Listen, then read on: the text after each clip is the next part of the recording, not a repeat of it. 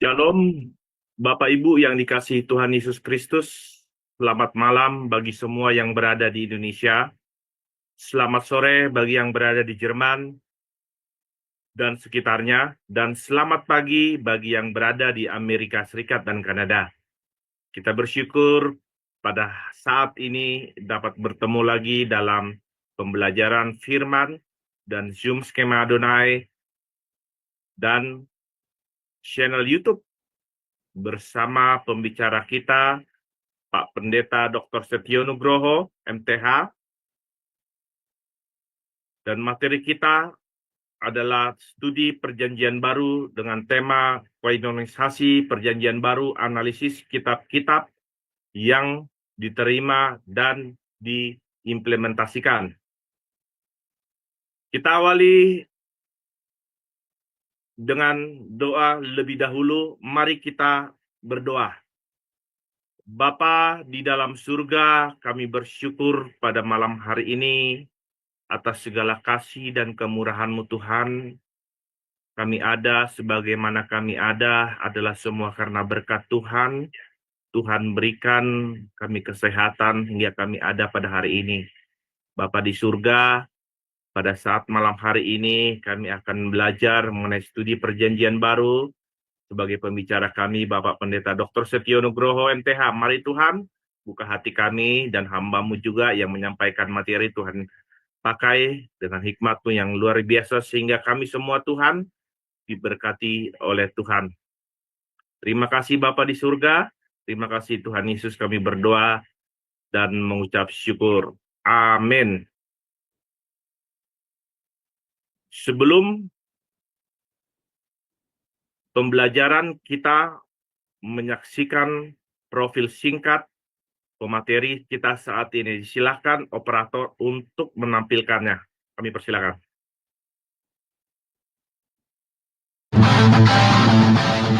Salam, kembali lagi di Sema Adonai. Dan kali ini kita akan memperkenalkan pembicara kita, yakni Bapak Pendeta Setio Nugroho. Dan berikut adalah profil singkat dari beliau. Saya dengan nama Setio Nugroho di kota Pahlawan, Surabaya pada tanggal 4 Agustus 1996. Riwayat pendidikan: Strata 1, Sarjana Teologi, Sekolah Tinggi Teologi Baptis Indonesia, Semarang. Strata 2, Magister Teologi STT Baptis Bandung. Strata 3, Doktor Teologi Institut Kristen Borneo. Hipnoterapis PhD. Superman. Behavior Culture BBC. Pengalaman: Wakil Ketua 1 Bidang Akademik STT Baptis Bandung dari mulai tahun 2013 sampai tahun 2015. Gembala Sidang Gereja Baptis Indonesia Iman Bogor sampai sekarang. Karya tulis: buku Khotbah Transformatif, Peran Roh Kudus dalam Khotbah yang Mengubah Hidup. Dari Zoom Sema Adonai terus menyuarakan pengajaran firman Tuhan yang membangun iman. Para narasumber pengajar di Zoom Sema Adonai sangat kompeten dan profesional. Kami mengundang Anda bergabung bersama kami di Zoom Sema Adonai. Baik, terima kasih bagi operator buat profil singkat pembicara kita pada malam hari ini. Tiba saatnya saya akan menyapa pembicara kita. Shalom, Pak Setio, apa kabarnya Pak? Shalom, puji Tuhan. Pak Ramses, kabarnya selalu baik. Bagaimana Pak Ramses, kabarnya di sana? Puji Tuhan Pak, kami kabar sehat-sehat semua di dalam perlindungan Tuhan. Terima kasih Pak. Baik, Amin. selanjutnya saya serahkan ke Bapak Setio untuk memberikan materi kita pada malam hari ini. Kami persilakan Pak. Baik. Teman-teman sekalian, kita melanjutkan sesi kita tentang studi perjanjian baru. Tema kita sekarang adalah kanonisasi perjanjian baru, menganalisa kitab-kitab yang diterima, yang masuk ke dalam kanon yang kita semua memilikinya, ya 27 kitab itu. Baik, kan kitab-kitab yang diterima sebagai kitab kanonik itu memiliki peran yang penting dalam kehidupan spiritual dan moral bagi orang-orang Kristen. Ya. Perjanjian Baru yang kita terima sebagai kitab yang sudah dikanonkan itu terdiri dari 27 kitab, termasuk di dalamnya Injil, surat-surat Paulus, dan kitab Wahyu. Nah, kitab-kitab ini karena sudah dikanonkan, maka dianggap atau diterima sebagai sumber ajaran yang otoritatif dan memiliki pengaruh yang besar dalam perkembangan teologi Kristen. Itu kata McDonald. Nah, sekarang kita lihat kitab-kitab yang dikanonkan itu. Yang pertama adalah Injil Matius. Injil Matius merupakan salah satu teks yang paling awal diakui sebagai bagian dari kanon Perjanjian Baru. Injil ini ditulis untuk menunjukkan bahwa Yesus adalah Mesias yang dijanjikan di dalam Perjanjian Lama. Nah, salah satu alasan mengapa Injil Matius dimasukkan ke dalam kanon adalah karena penulisnya. Ya, penulisnya adalah Matius. Matius adalah salah satu dari 12 rasul yang diangkat oleh Yesus sendiri. Jadi ingat bahwa di dalam penentuan kriteria kanon itu salah satunya adalah apostolik, ya, bahwa surat itu ditulis oleh rasul. Nah, ini memberikan otoritas dan keabsahan yang tinggi pada teks itu. Menurut Brown, Injil Matius berfungsi sebagai jembatan antara Perjanjian Lama dan Perjanjian Baru dengan banyak kutipan dari kitab-kitab sebelumnya yang menunjukkan penggenapan dari nubuatan tentang Mesias. Selain itu, Injil Matius juga menekankan pengajaran Yesus, di mana khotbah di bukit itu merupakan inti dari ajaran moral Kristen. Dalam konteks ini, Injil Matius tidak hanya dianggap sebagai catatan sejarah, tetapi juga sebagai dokumen teologis yang mengajarkan prinsip-prinsip kehidupan Kristen. Hal ini didukung oleh penelitian yang menunjukkan bahwa Injil Matius memiliki struktur yang sistematis dengan 5 bagian utama yang mencerminkan 5 kitab Musa. Itu kita bisa dapatkan dari keterangan Horsley. Nah, penggunaan struktur ini menjadikan Injil Matius lebih mudah untuk dipahami dan lebih mudah untuk diinternalisasi oleh pembacanya. Jadi, mulai dari otoritas penulisnya, pengajaran moral yang terkandung di dalamnya, hingga penerimaannya di kalangan umat Kristen, ini menjadi faktor Injil Matius menjadi salah satu teks yang paling berpengaruh di dalam tradisi Kristen. Kemudian kita melihat Injil Markus. Injil Markus yang dianggap sebagai Injil tertua juga memiliki peranan penting dalam kanon Perjanjian Baru. Injil ini ditulis oleh Markus, seorang dari pengikut Petrus, dan dianggap sebagai dokumentasi dari ajaran dan tindakan Yesus yang disampaikan oleh Petrus. Itu keterangan yang bisa kita dapatkan dari Lukas. Nah, salah satu alasan utama Injil Markus dimasukkan ke dalam kanon adalah gaya penulisannya yang langsung dan dinamis yang mencerminkan urgensi dan kecepatan dalam pelayanan Yesus. Kalau kita melihat, membaca Injil Markus itu seringkali istilah segera itu muncul. Nah, itu menunjukkan bahwa penulis ingin menekankan tindakan Yesus yang cepat dan penuh kuasa. Ini membuat Injil Markus berbeda dari Injil yang lain yang lebih banyak menekankan aspek pengajaran dan teologi. Penekanan pada tindakan ini membuat Injil Markus relevan bagi mereka yang mencari pemahaman yang lebih mendalam tentang misi Yesus di dunia ini. Injil Markus memiliki pengaruh yang besar dalam perkembangan teologi Kristen, dan menurut penelitian 30% dari kutipan dalam teks-teks awal gereja berasal dari Injil Markus ini. Sehingga ini menunjukkan bahwa Injil Markus tidak hanya diterima, tapi juga dijadikan rujukan dalam pembentukan doktrin dan ajaran Kristen. Kemudian kita melihat Injil Lukas. Ya. Injil Lukas adalah satu-satunya Injil yang ditulis oleh seorang non-Yahudi, yaitu Lukas. Lukas adalah seorang dokter. Injil ini ditulis dengan tujuan untuk memberikan narasi yang lebih lengkap dan terperinci tentang kehidupan Yesus. Nah, salah satu alasan utama Injil Lukas dimasukkan ke dalam kanon adalah pendekatan historis dan analitis yang digunakan oleh penulisnya.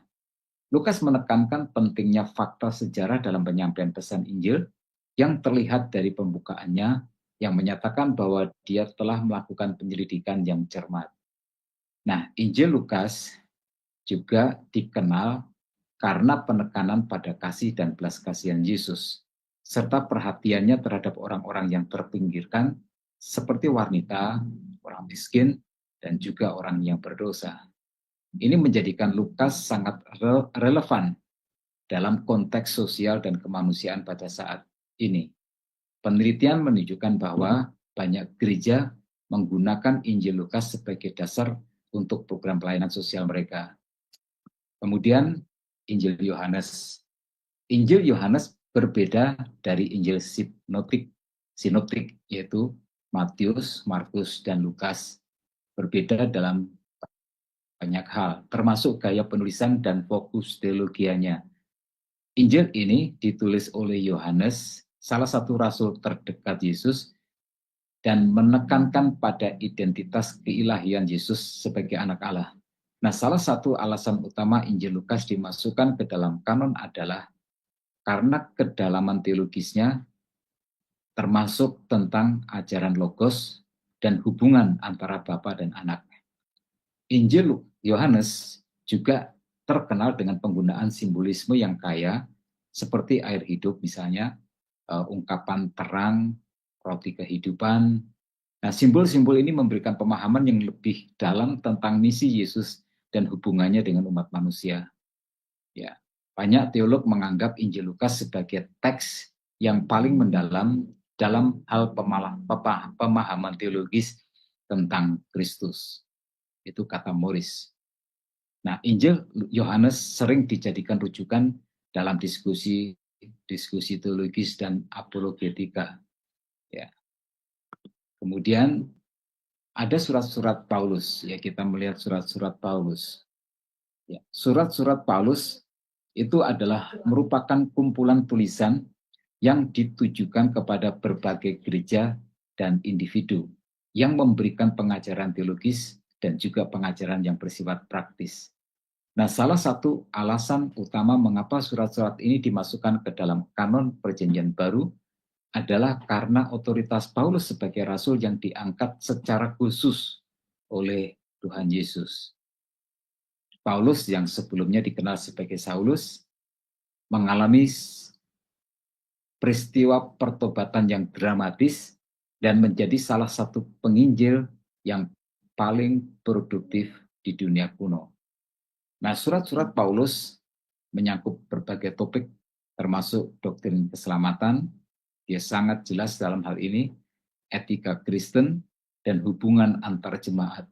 Dalam surat-suratnya, Paulus seringkali mengalamatkan isu-isu yang relevan dengan kehidupan jemaat pada waktu itu, seperti perpecahan, masalah moralitas, dan pengajaran-pengajaran yang salah atau sesat. Ini menjadikan surat-suratnya sangat praktis dan juga aplikatif bagi umat Kristen di sepanjang sejarah gereja atau sejarah kekristenan. Nah, kemudian ada surat-surat umum yang masuk sebagai bagian dari kanon Perjanjian Baru. Surat-surat umum yang mencakup tulisan-tulisan dari penulis lain selain Paulus juga punya peranan yang penting dalam kanon Perjanjian Baru. Surat-surat ini ditujukan kepada jemaat yang lebih luas dan seringkali mengalamatkan isu-isu yang relevan dengan kehidupan Kristen pada masa itu. Nah, salah satu alasan utama mengapa surat-surat ini masuk ke dalam kanon adalah karena mereka memberikan perspektif yang berbeda tentang ajaran Kristen yang melengkapi surat-surat dari Paulus. Surat-surat umum mencakup tulisan dari Yakobus, tulisan Petrus, tulisan Yohanes, dan Yudas. Nah, masing-masing penulis memiliki gaya dan fokus yang berbeda, tetapi semua menekankan pentingnya iman yang aktif dan kehidupan yang sesuai dengan ajaran Kristus. Misalnya surat Yakobus menekankan pentingnya perbuatan sebagai bukti dari iman yang sejati. Nah, dari perspektif yang berbeda tentang ajaran Kristus ini, yang bersifat praktis, maka surat-surat umum menjadi bagian yang penting dari tradisi Kristen. Kemudian kita melihat kitab yang terakhir di dalam Perjanjian Baru. Kitab Wahyu adalah teks terakhir dalam kanon Perjanjian Baru dan sering dianggap sebagai salah satu yang paling kompleks. Ditulis oleh Rasul Yohanes, kitab ini berisi visi dan nubuatan tentang akhir zaman dan kembalinya Kristus untuk yang kedua kalinya. Nah, salah satu alasan utama mengapa kitab Wahyu dimasukkan ke dalam kanon adalah karena pengakuan yang luas tentang otoritas penulisnya, yang merupakan rasul yang terdekat dengan Tuhan Yesus. Kitab Wahyu juga mengandung banyak simbolisme dan alegori yang membuatnya menjadi subjek studi yang menarik bagi para teolog dan juga pengkaji Alkitab. Penelitian menunjukkan bahwa banyak gereja menggunakan kitab Wahyu sebagai sumber pengharapan dan motivasi bagi umat Kristen dalam menghadapi tantangan dan juga penderitaan. Dalam konteks ini, kitab Wahyu memberikan perspektif eskatologis yang penting bagi kehidupan kita. Dari penulis, otoritas penulisnya, dari kedalaman simbolisme hingga relevansinya dalam kehidupan iman, maka kitab Wahyu menjadi teks yang akhirnya penting dalam sejarah gereja, dalam tradisi Kristen, dalam pengajaran Kristen, dan menjadi bagian dari kanon Perjanjian Baru. Kemudian teman-teman, tentang kitab-kitab yang ditolak, yang tidak masuk dalam kanon, ditolak karena menjadi subjek perdebatan dan kontroversi. Dalam kekristenan ada banyak teks yang ditulis pada abad pertama yang tidak dimasukkan dalam kanon, seperti Injil Thomas, Yudas, dan seterusnya. Teks-teks ini sering mengandung ajaran yang berbeda dan dianggap tidak sesuai dengan doktrin resmi gereja. Nah, itu sebabnya tidak masuk ke dalam kanon Perjanjian Baru.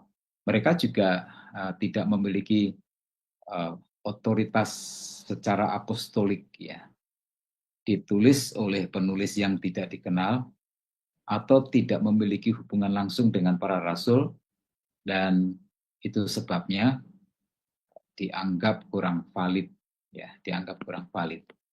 Nah, jadi kita bisa simpulkan bahwa analisis terhadap kitab-kitab yang diterima dan ditolak itu menunjukkan betapa kompleksnya proses kanonisasi dalam tradisi agama, ya. Kitab-kitab yang diterima berfungsi sebagai sumber ajaran dan pedoman moral.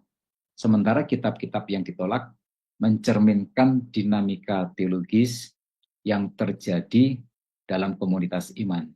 Proses ini dipengaruhi oleh berbagai faktor, termasuk otoritas apostolik, kesesuaiannya dengan ajaran ortodoksi, dan juga pengakuan oleh pemimpin agama, pemimpin gereja. Melalui pemahaman ini kita dapat menghargai keberagaman pandangan dalam tradisi agama, dalam tradisi kekristenan, dan pentingnya teks-teks suci dalam membentuk identitas dan praktek keagamaan. Di era sekarang ini, dialog antar agama dan pemahaman yang lebih dalam mengenai kitab-kitab yang diterima dan ditolak dapat membantu untuk mengurangi ketegangan dan meningkatkan toleransi antar penganut agama yang berbeda. Ya, intinya adalah bahwa itu sebuah kenyataan. Ya, ada perbedaan-perbedaan semacam itu sebagai sebuah realitas. Ya, kalau agama itu dalam masyarakat bisa plural, maka begitu juga dengan tulisan-tulisan, begitu juga dengan pendapat-pendapat, begitu juga dengan teologi. Dengan demikian, kajian tentang kitab-kitab yang diterima dan ditolak tidak hanya relevan dalam konteks sejarah, tapi juga memiliki implikasi penting bagi kehidupan keagamaan dan kehidupan sosial di masa kini. Baik, teman-teman, sekarang kita melihat sekilas tentang implikasi dari pengkanonan Perjanjian Baru. Pemahaman tentang kanon ini menjadi penting untuk mengeksplorasi bagaimana ajaran-ajaran yang diakui dapat membentuk kepercayaan dan praktek umat Kristen. Paulus bilang begini, kanonisasi merupakan hasil dari proses panjang dan kompleks yang melibatkan banyak sekali faktor, termasuk di dalamnya faktor tradisi, otoritas gereja, dan juga kebutuhan komunitas Kristen. Nah, salah satu aspek penting dari kanonisasi adalah penetapan kriteria untuk menentukan kitab-kitab mana yang layak dimasukkan ke dalam kanon. Kriteria ini seringkali mencakup otoritas apostolik, lalu kemudian kesesuaian dengan ajaran Kristus, dan juga penerimaan luas oleh gereja. Jadi bila sebuah kitab itu ditemukan bahwa dia sudah dipakai oleh banyak gereja, gereja mula-mula, gereja awal pada waktu itu, maka itu menjadi bagian pertimbangan bahwa itu masuk ke dalam kanon gereja, kanon Perjanjian Baru. Nah, proses ini melibatkan diskusi tentu, debat yang intens di antara para pemimpin gereja. Ya, dalam sejarah penyusunan kanon ini kita bisa melihat, ya, karena prosesnya begitu panjang, pastilah itu melibatkan diskusi dan melibatkan perdebatan yang luar biasa. Ya, menurut saya itu mungkin hampir seperti terjadinya persidangan dalam persidangan, ya, saling mengajukan argumentasi, saling mengajukan bukti. Nah, proses kanonisasi juga mencerminkan perubahan sosial dan teologis yang terjadi di dalam komunitas Kristen. Ya, misalnya pada abad keempat ketika kekristenan menjadi agama resmi Kekaisaran Romawi, kanonisasi kitab-kitab tertentu menjadi alat untuk memperkuat otoritas gereja dan mengatasi berbagai aliran pemikiran yang dianggap sesat. Ya, dengan diketuk palunya kanonisasi Perjanjian Baru, dan pada waktu itu kekristenan menjadi agama resmi Kekaisaran Romawi, maka bayangkan bahwa gereja sekarang punya otoritas yang sangat kuat, ya, sangat kuat untuk menghadapi bermacam-macam pemikiran-pemikiran yang sesat yang ada dalam kelingkungan kekristenan pada waktu itu. Nah, ini terlihat dalam upaya untuk menegaskan doktrin Tritunggal yang menjadi salah satu pokok ajaran Kristen yang terumuskan setelah terjadinya kanonisasi. Dengan begitu, kanonisasi tidak hanya berfungsi sebagai penetapan teks, tetapi juga sebagai upaya untuk membangun konsensus teologis di antara kelompok-kelompok Kristen. Ya, jadi ini menjadi sebuah upaya untuk membangun konsensus teologis bersama di antara kelompok-kelompok Kristen yang banyak itu. Nah, kita melihat dampak kanonisasi terhadap doktrin Kristen.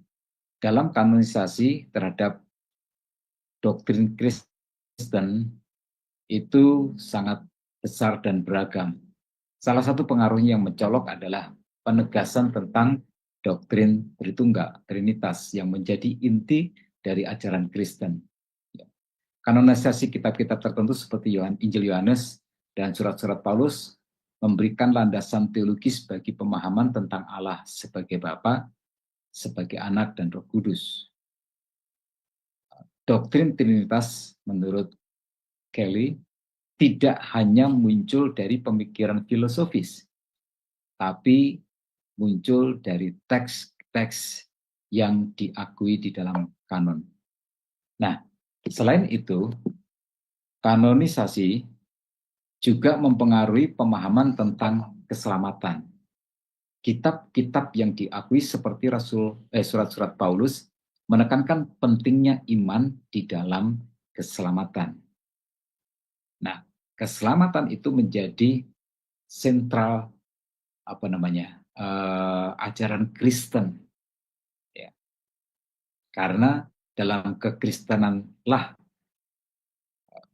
konsep tentang keselamatan itu menjadi sebuah konsep yang pasti, ya, menjadi sebuah konsep yang pasti.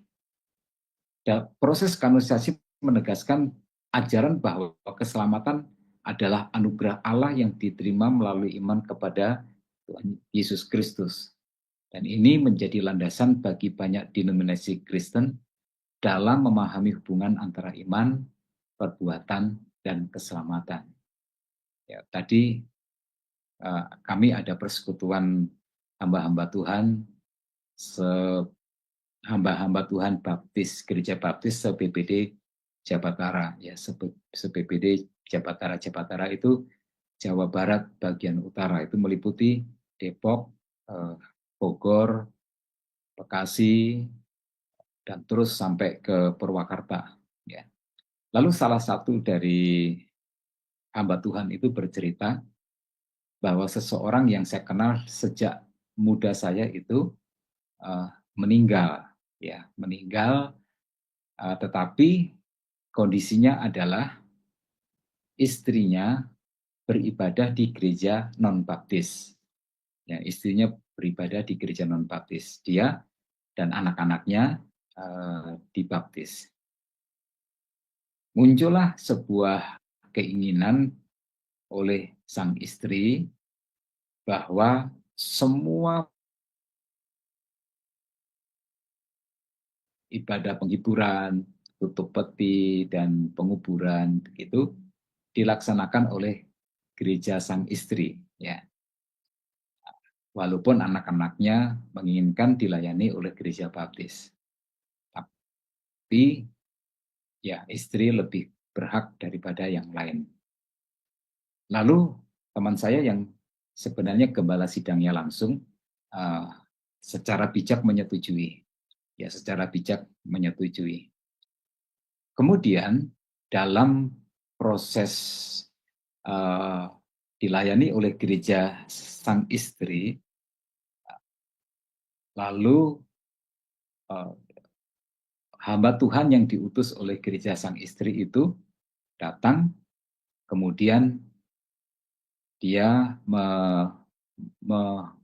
si jenazah diberi minyak urapan sambil diberi keterangan bahwa dengan diberikannya minyak urapan maka si almarhum yang meninggal itu tidak akan direbut oleh setan atau oleh iblis. Nah, teman saya sang gembala sidang bersama dengan istrinya tentu kaget, ya, tentu kaget karena ini sangat unik. Tapi teman saya bersikap bijak, ya sudahlah, masa kita mau berantem tentang doktrin keselamatan. Nah, jadi bayangkan di zaman sekarang ini doktrin keselamatan itu simpang siur di kalangan berbagai-bagai aliran Kristen. Nah, apalagi itu terjadi di gereja mula-mula. Nah, oleh sebab itu, kanonisasi dari surat-surat Rasul Paulus yang menolong kita untuk mengerti, memahami tentang konsep keselamatan, kan kepastian akan keselamatan di dalam Kristus dan sebagai anugerah yang dari Tuhan yang diterima melalui iman, itu menjadi sangat penting. Wong kitab perjanjian barunya sudah terkanonisasi saja, masih terjadi kekacauan pemahaman tentang konsep keselamatan itu. Ya, istrinya tadi bercerita sambil marah-marah, dia kenapa kok bisa punya konsep seperti itu. Nah, itulah kita, bagaimanapun kita bersyukur bahwa kanonisasi menolong dalam perumusan tentang konsep keselamatan di dalam Kristus Yesus menjadi jelas, walaupun ada kelompok-kelompok Kristen yang lain yang kacau tentang hal itu. Ya, tapi itu tidak apa-apa. Bukankah kita belajar di kelas yang sama, oleh guru yang sama, lalu ketika dites ujiannya hasilnya beda-beda. Ya, memang semua kembali kepada pribadi masing-masing. Nah, kanonisasi juga berdampak pada pemahaman etika Kristen. Kitab-kitab yang diakui seperti Injil Matius memberikan ajaran moral yang menjadi pedoman bagi perilaku umat Kristen. Ya, saya suka dengan khotbah di bukit karena itu menjadi acuan bagi ajaran tentang kasih, tentang pengampunan, tentang keadilan. Dengan demikian, kanonisasi tidak hanya menetapkan teks, tetapi juga membentuk norma-norma etika yang diikuti oleh umat Kristen.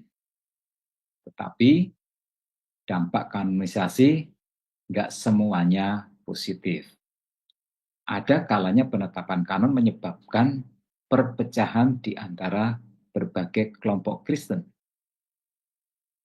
Misalnya kelompok-kelompok yang menganggap diri mereka sebagai pengikut ajaran yang lebih otentik, seringkali menolak kanon yang ditetapkan oleh gereja resmi. Ya, dalam sejarah gereja itu menjadi sesuatu yang memang kenyataan terjadi. Kemudian kalau kita melihat kanonisasi dalam praktek ibadah Kristen, ya,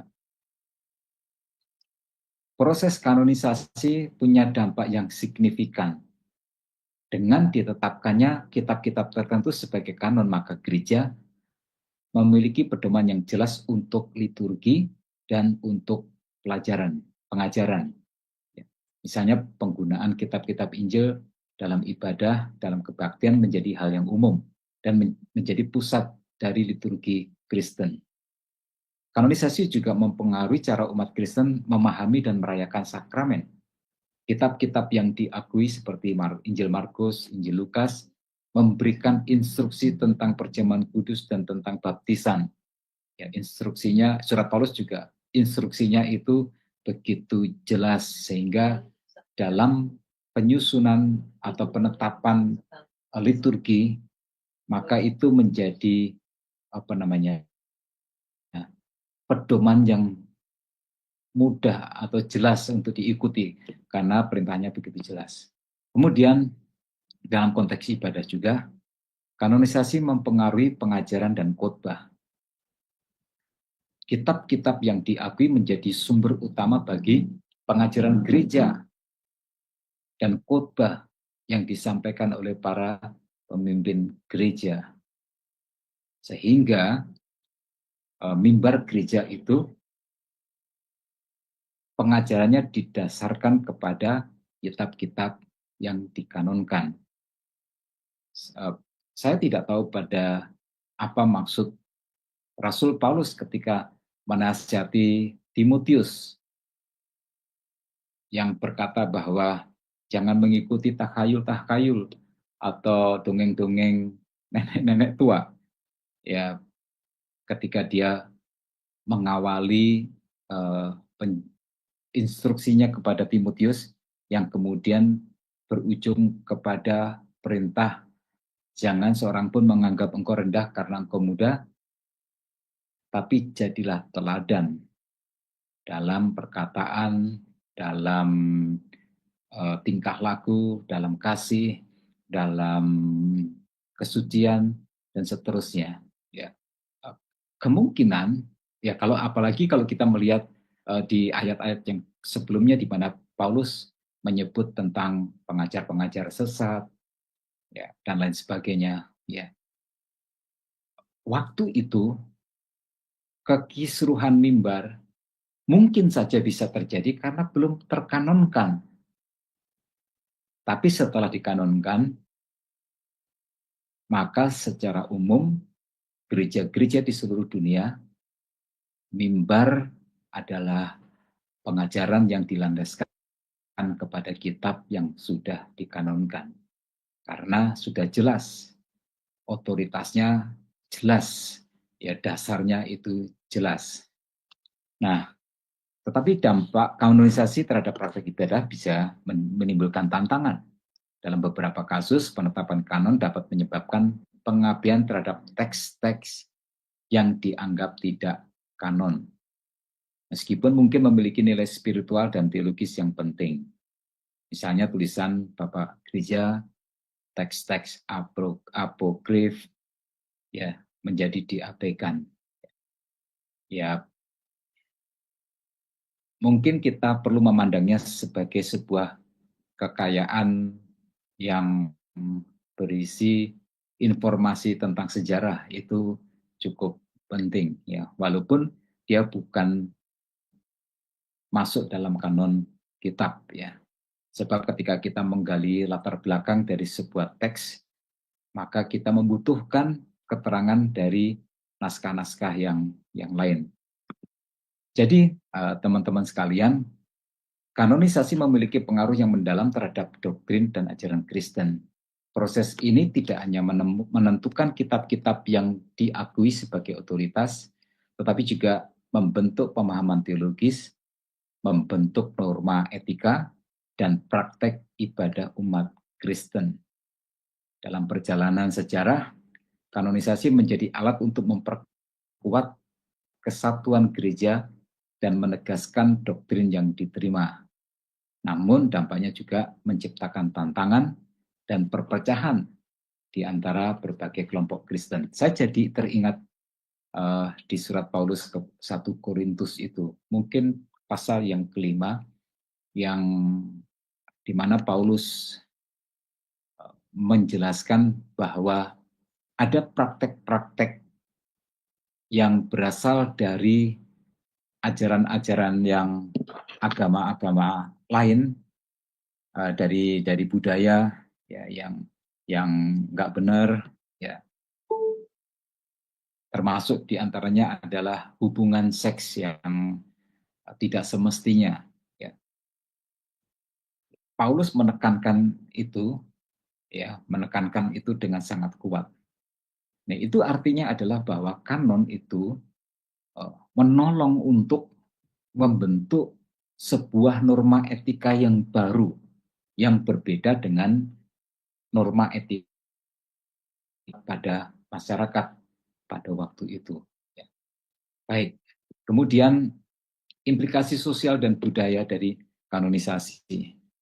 Kanonisasi kitab-kitab suci tidak hanya berdampak pada aspek teologis, tapi juga memiliki implikasi sosial dan budaya yang cukup signifikan. Kitab-kitab tertentu diakui sebagai otoritatif, lalu membentuk norma dan nilai yang dipegang oleh komunitas Kristen. Ya. Nah, kitab-kitab yang diakui dalam kanon seringkali dijadikan sebagai dasar untuk pembentukan hukum dan juga etika. Stendhal berkata bahwa kanonisasi kitab-kitab suci menghasilkan norma-norma moral yang mempengaruhi perilaku sosial dan interaksi antar anggota komunitas. Tentu saja, ya, terutama kalau kita melihat kepada tulisan para rasul, ya, mulai diatur tentang eh, tentang hubungan satu sama yang lain. Ya. Yakobus misalnya, dia mengecam tentang kebiasaan yang berasal dari eh, kebiasaan sosial masyarakat pada masa itu, ya, tentang perjamuan Tuhan itu. Ya, ada yang minum banyak karena dia kaya bisa membeli anggur yang banyak, ada yang meminumnya sedikit. Sampai kemudian yang minum banyak itu menjadi mabuk, lalu ditegur. Kalau kamu minum banyak-banyak, kamu minum. Tapi dalam pertemuan ibadah, maka semua harus sama. Ya, itu artinya ada pembentukan kebiasaan, norma, etika ya, yang baru, ya, yang baru. Kekristenan melalui kitab yang dikanonkan membentuk sebuah identitas sosial dengan nilai-nilai yang tersendiri yang berasal dari Injil. Dalam konteks masyarakat modern, kanonisasi juga mempengaruhi identitas budaya. Banyak komunitas Kristen di seluruh dunia mengidentifikasi diri mereka berdasarkan kitab-kitab yang mereka anggap suci. Ya, di negara-negara yang mayoritas Kristen, seperti Brasil, Amerika Serikat, ajaran yang terdapat dalam Alkitab menjadi rujukan utama dalam kehidupan sehari-hari, termasuk dalam politik dan pendidikan. Saya tidak terlalu mengamati politik di Amerika, tapi sepertinya Donald Trump kemarin dalam kampanye identitas Kristennya dia lebih mengungkap daripada lawannya. Kanonisasi juga dapat menimbulkan, nah ini sayangnya, konflik sosial. Ketika satu kelompok menganggap kitab-kitab tertentu sebagai otoritatif, maka kelompok lain yang tidak mengakui kitab-kitab tersebut dapat merasa terpinggirkan. Ini dampak negatif dan dampak yang tidak diinginkan dari kanonisasi. Nah, itu memang natur dari manusia yang berdosa. Natur dari manusia yang berdosa. Kami Gereja Baptis pernah dalam sejarah mengalami masa-masa konflik yang disebabkan oleh style ibadah, coba bayangkan. Ya, gaya ibadah yang dianggap baptis itu gaya ibadah yang lebih kalem, lebih kusuk, menggunakan lagu-lagu him, ya. Lalu ada masanya, kemudian anak-anak muda mengadaptasi gaya ibadah yang baru yang dari luar. Lalu di dalam sejarah yang kelam pada masa itu, termasuk saya mengalami, ya, kami dimarahin, dianggap tidak baptis, dan kemudian diusir dari gereja baptis. Ya. Karena apa? Karena sesuatu yang sudah dianggap baku itu dijadikan alat untuk menghantam pihak lain yang tidak memegang itu sebagai sesuatu yang baku. Ya, di dalam hal ini adalah konflik sosialnya. Ya. Dalam hal ini kita nggak bahas tentang teologisnya, tapi ini kanonisasi bisa menimbulkan konflik sosial. Ya, bisa menimbulkan konflik sosial. Kita ya pernah dalam sejarah, bukankah orang pertama yang menerjemahkan Alkitab yang tadinya bahasa Latin menjadi ke dalam bahasa Inggris, akhirnya dihukum mati, ya, akhirnya dihukum mati. Nah, itu merupakan kenyataan yang kita harus pahami juga, bahwa ada implikasi sosial dan budaya dari kanonisasi kitab-kitab suci yang sangat kompleks.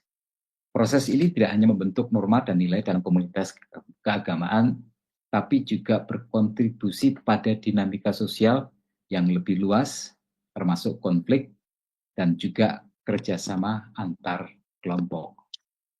Saya cukupkan sampai di sini, maka saya kembali kepada moderator kita. Silakan Pak Ramses. Oke, baik, terima kasih Pak Seto atas pemaparannya pada malam ini. Sebelum kita lanjutkan, kita akan mendengarkan pengumuman seminggu ke depan. Silakan Bu Aling. Ya, baik, terima kasih Pak Ramsis. Baik Bapak Ibu sekalian, saya akan membacakan acara-acara Sema Donai ke depannya ya. Baik, dimulai dengan besok ya Bapak Ibu, hari Selasa 11 Februari 2025 di jam 21:10 waktu Indonesia Barat. Di Sema Donai akan kembali ada kelas pembelajaran firman ya Bapak Ibu. Dan kita akan belajar tentang materi sejarah pemikiran teologia. Dan ini sudah masuk sesi yang ketiga ya Bapak Ibu. Dengan temanya teologia kontemporer yang pertama.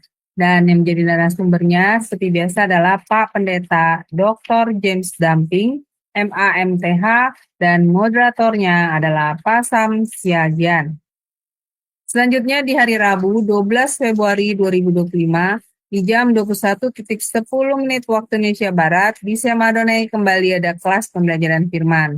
Dan kita akan belajar tentang tema daging dan karunia keselamatan yang akan dibawakan seperti biasa untuk kelas hari Rabu oleh narasumber kami yaitu Ibu Pendeta Dr. Suryani Watimena MTH dan moderatornya adalah Pak Sam Siagian. Selanjutnya ini adalah renungan pagi Sema Donai, diadakan setiap hari mulai dari hari Senin sampai dengan Sabtu, dimulai dari jam 5:30 pagi waktu Indonesia Barat dan dilayani oleh hamba-hamba Tuhan yang sangat memberkati. Jadi renungan pagi Sema Donai ini dapat Bapak Ibu ikuti lewat Zoom Sema Donai atau lewat channel YouTube Cahaya Firman. Dan bagi Bapak Ibu yang belum mensubscribe channel YouTube baru kami Cahaya Firman, tolong subscribe channel YouTube kami ya Bapak Ibu. Dan bagi Bapak Ibu yang sudah mensubscribe channel YouTube kami Cahaya Firman, tolong subscribe sekali lagi ya Bapak Ibu.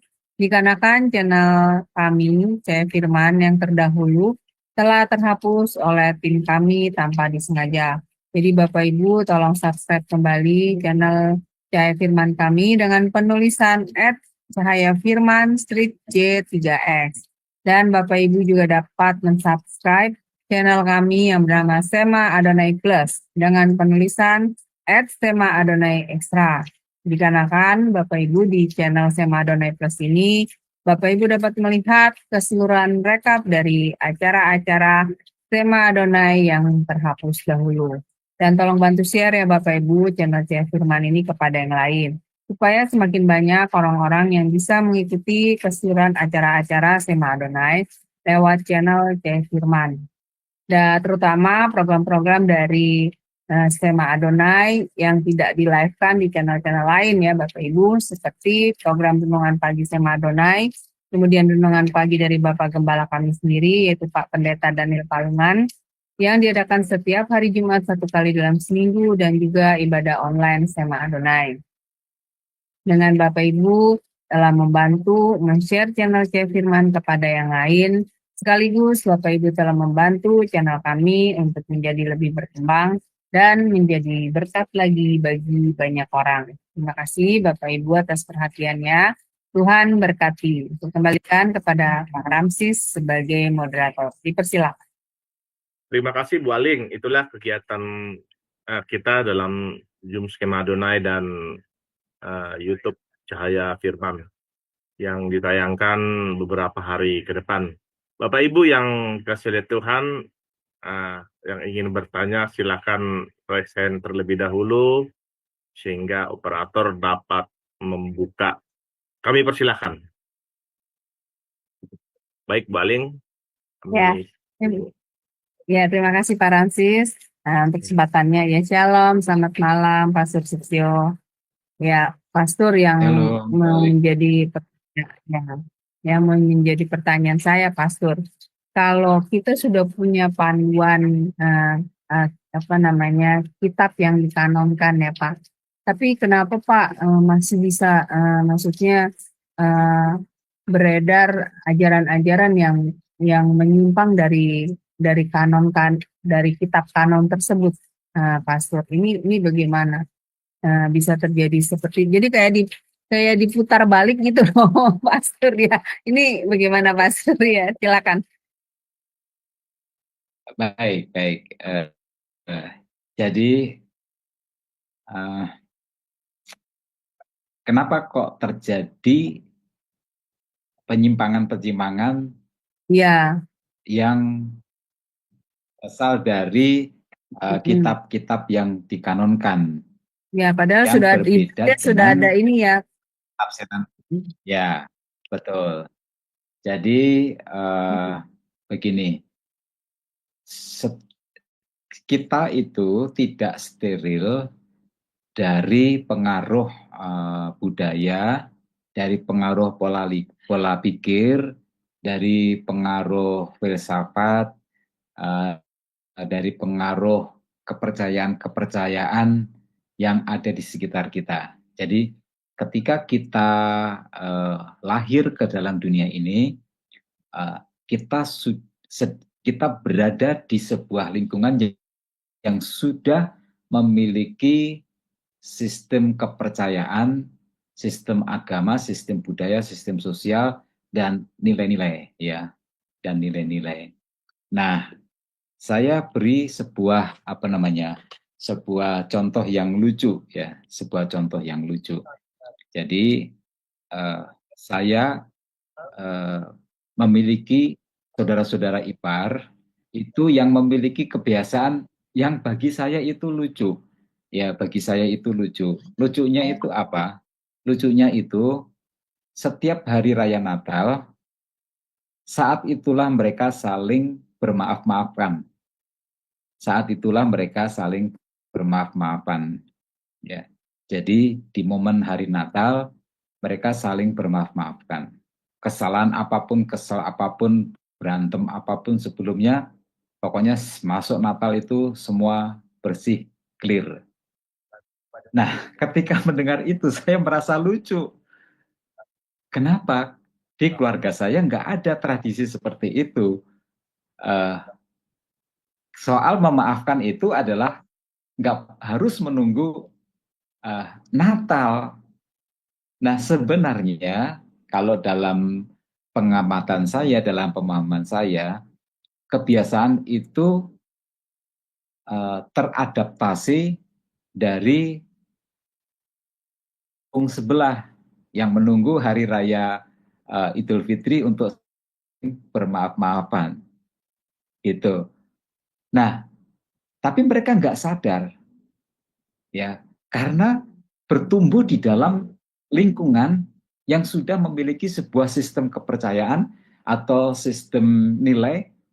Nah, terkait dengan hal itu, maka kalau kita merujuk kepada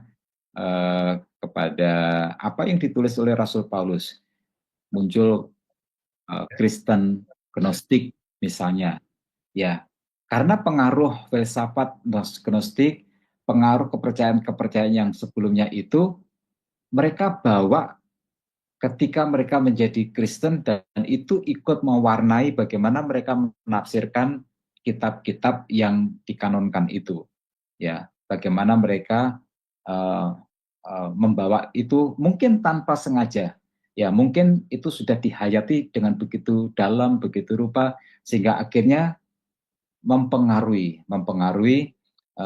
ayat itu masuk ke dalam tafsiran mereka, dan mereka memasukkannya menjadi sebuah rumusan pengajaran yang tidak sama dengan yang lainnya. Jadi itu dalam pengertian sebenarnya sebuah kesalahan yang tidak dengan sadar dilakukan untuk berbuat salah, gitu. Nah, sedangkan kesalahan yang lain, kenapa ada perbedaan yang lain itu memang sengaja dibuat untuk mengacaukan menurut saya, untuk menyesatkan. Nah, itu yang dilakukan oleh orang-orang dari agama lain yang kemudian menggunakan kitab-kitab kanon dan kemudian memberikan penafsiran-penafsiran yang menyimpang, ya, karena dia dengan sengaja memang untuk membelokkan itu.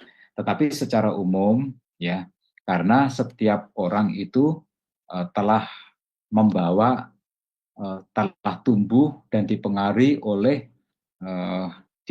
oleh lingkungannya, ya, Jadi lingkungan itu termasuk ajaran, sistem kepercayaan, nilai-nilai kehidupan, dan lain sebagainya.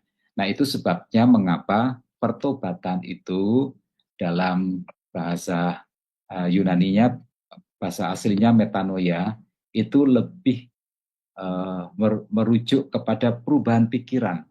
Kalau pikirannya itu semua diubahkan, sistem kepercayaannya itu diubahkan, sistem nilainya itu diubahkan, maka sebenarnya otomatis perilakunya juga berubah, ya, sikapnya juga berubah, tindakannya itu juga berubah.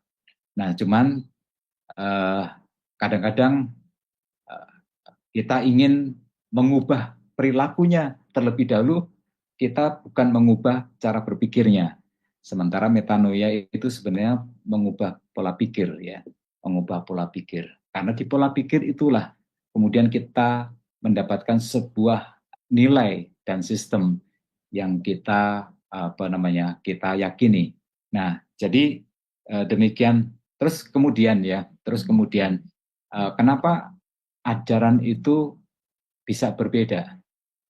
Ya, itu tadi saya pernah mengalami waktu itu saya khotbah di kapel, saya masih mahasiswa di kampus, lalu ada teman yang menyerang saya, mengatakan, "Setio, kenapa kamu bisa ngomong seperti ini?"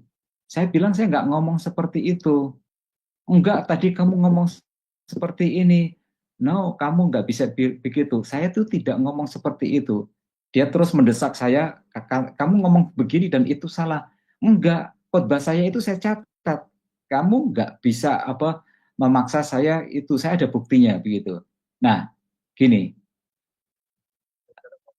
kita ada di ruangan yang sama, kita mendengar sumber yang sama, guru yang sama, tapi penerimaannya itu bisa beda-beda. Apa dong kalau begitu penyebabnya? Ya, penyebabnya saya tidak tahu, ya. Itu natur manusia, ya. Itu natur manusia yang membawa background-nya sendiri.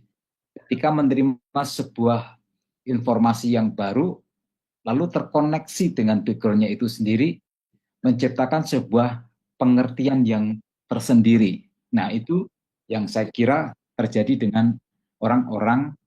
Kenapa kitab kanonnya sama, tapi kok penafsirannya menjadi berbeda-beda. Kalau ada teman-teman yang bisa memberikan pandangan yang lain selain daripada itu, mari silahkan. Kenapa kitabnya sama, kanonnya sama, Tuhannya sama, tapi kemudian juga kok ajarnya bisa beda? Gitu. Silahkan. Iya, Selain daripada apa iya. yang saya sampaikan itu. Iya, terima kasih Pastor Setio. Dan menurut Pastor, apakah jika mereka memahami dengan salah seperti itu, kayak tadi ya Pastor, kebiasaan dari kayak saudara Pastor itu ya hari raya Natal jadi bermaaf-maafan, itu sebenarnya kalau menurut ajaran kitab kita itu salah atau tidak, Pastor? Gitu, atau pemahaman yang mereka dapatkan seperti tadi Pastor bilang, kitabnya sama, kanon kitabnya sama, pengajarannya yang disampaikan kepada orang-orang itu dengan sumber yang sama, tapi bisa menangkapnya berbeda. Nah, ini apakah salah itu, Pak, menurut ajaran Firman? Ya, silakan, Pastor. Ya, dalam kasus itu sebagai contoh ya. Dalam kasus itu di pendapat saya itu kurang pas, ya, itu kurang pas. Kenapa? Kita itu soal memaafkan, mengampuni itu tidak boleh terlalu lama menunggu hari Natal. Oh iya, Ya. benar. Iya. Kalau umur kita panjang, oke. Ya, kalau umur kita panjang, oke. Ya, kalau umur kita nggak sepanjang itu, maka dunia ini belum sempat menyelesaikan masalah kita itu. Ya, tentu kurang pas. Tapi maksud saya adalah itu dihayati dan itu berasal dari tradisi yang lain, di mana hari raya adalah merupakan hari bermaaf-maafan gitu. Nah, apa ya namanya, pengaruh itu melekat betul ya, sehingga mempengaruhi liturgi maaf memaafkan itu. Mempengaruhi liturgi maaf memaafkan itu. Untung loh kalau di apa namanya, Katolik itu tinggal pergi ke Romo lalu kemudian ada pengakuan dosa lalu kemudian dimaafkan. Itu kan bisa setiap waktu kan. Coba bayangkan. Nah, itu pengaruh dari apa namanya? Pengaruh dari tradisi, pengaruh dari nilai sistem kepercayaan yang sebelumnya yang sudah ada. Dan begini, ada orang yang memang bisa terpengaruhi seperti itu. Ya, memang ada orang yang bisa terpengaruhi seperti itu. Itu buat saya sesuatu yang luar biasa. Ketika saya percaya Kristus, saya maunya adalah apa yang saya lakukan itu berasal dari nilai-nilai kekristenan. Tapi ya kadang-kadang apa namanya, tradisi itu menjadi sesuatu yang lebih indah. Ya, misalnya itu, ini contoh lagi ya, contoh lagi. Kalau orang meninggal, lalu kemudian ada hari ketiga, hari ketujuh, hari ke-40, ya. Kalau di kampung seberang itu memang sesuatu yang biasa mereka lakukan.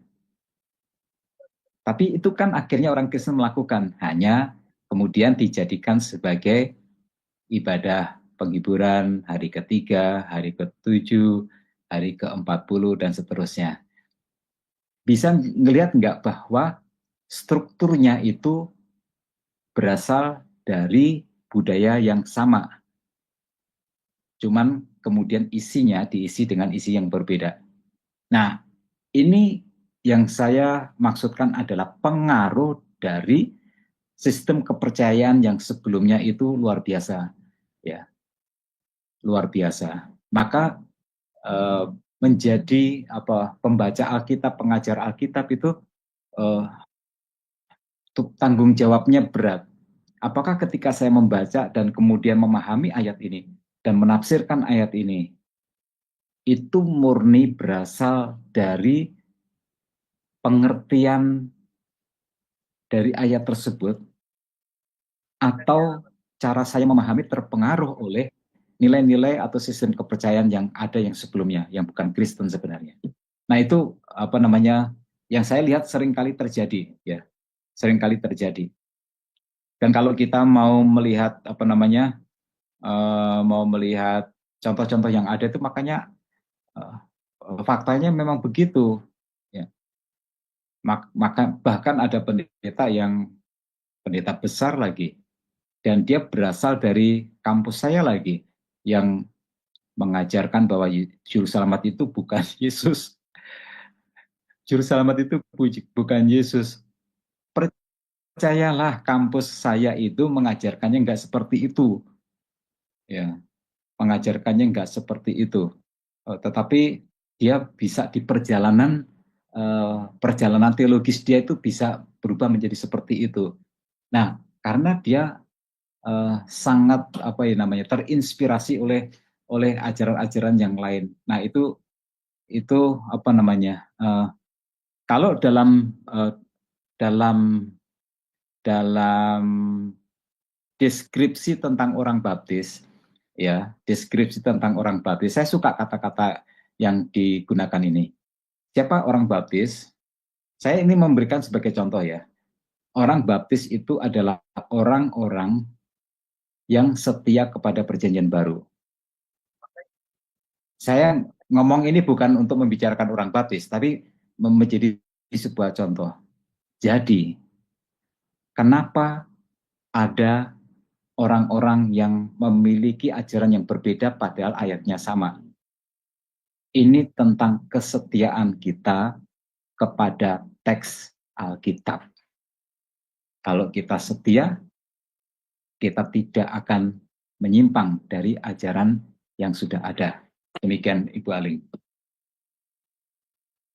Ya, Baik, terima kasih Pastor Setio untuk pencerahannya. Ya, Tuhan berkati. Saya kembalikan kepada Pak Ramsis. Silakan Pak. Ya. Oke, baik. Terima kasih Pak Setio atas pemaparannya pada malam hari ini. Kami persilakan Pak untuk memberikan closing statement malam ini sekaligus menutup di dalam doa Pak. Puji Tuhan. Pas ini hujan turun, jadi memang sudah waktu di closing. Sebab kalau tidak jaringan internetnya terganggu karena hujan turun, repot kita. Haleluya. Jadi Haleluya. teman-teman sekalian, kanonisasi perjanjian baru membawa berkat untuk pembangunan teologi Kristen. Karena sekarang teologi Kristen dilandaskan kepada kitab yang kanonik, yang memiliki otoritas. Dan juga mimbar Kristen mengajarkan pengajaran-pengajaran yang otoritatif karena didasarkan kepada kitab yang dikanonkan. Itu sebabnya mereka yang setia kepada teks Alkitab, mereka yang setia kepada kanon perjanjian baru, mereka tidak akan menceritakan dongeng-dongeng yang banyak bertebaran di mimbar-mimbar bebas dari gereja-gereja bebas. Tetapi kanon menyelamatkan mimbar Kristen, karena di atas mimbar itulah ajaran yang berasal dari kitab kanon itu disampaikan. Dengan demikian, implikasi dari kanon luas, tetapi kanon juga membawa dampak yang tidak diharapkan, yang tidak dimaksudkan, yaitu adanya konflik. Karena kanon itu menciptakan sebuah identitas keagamaan atau identitas gereja, dan bila itu terjadi perbedaan dengan kelompok yang lain yang punya identitas yang tidak sama, maka itu bisa terjadi sebuah konflik. Tapi itu natural, itu sesuatu yang biasa terjadi, tidak apa-apa. Yang penting adalah bahwa kita semua yang melayani Tuhan, kita semua yang memberitakan Injil, mari kita melandaskan ajaran kita berdasarkan kitab yang sudah dikanonkan. Mari kita berdoa.